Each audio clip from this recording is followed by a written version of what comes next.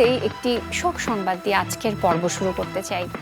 আপনারা ইতিমধ্যেই জানেন কন্টেন্ট ক্রিয়েটর, লেখক, অভিনয়শিল্পী কারিনা কায়সার আর নেই। এই তো সেদিন মেরিল প্রথম আলো পুরস্কার 2025-এর আয়োজনে দেখা হলো তার সাথে।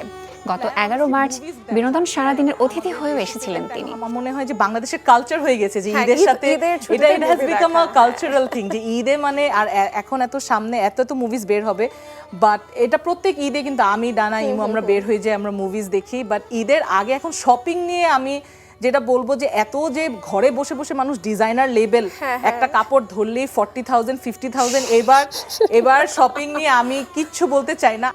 এর আগে গত বছর শ্রেষ্ঠ নবীন অভিনয়শিল্পী বিভাগে 36-24-36 সিনেমায় দুর্দান্ত অভিনয়ের জন্য মেরিল প্রথম আলো পুরস্কারে মনোনয়নও পেয়েছিলেন তিনি।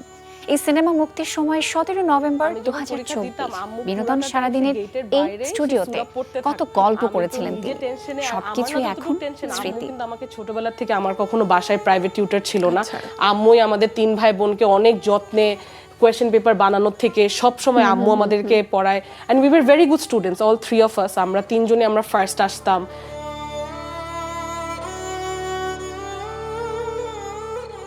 প্রিয় কারিনা কায়সার, চলে যাওয়া মানে প্রস্থান নয়, আপনার আত্মার শান্তি হোক।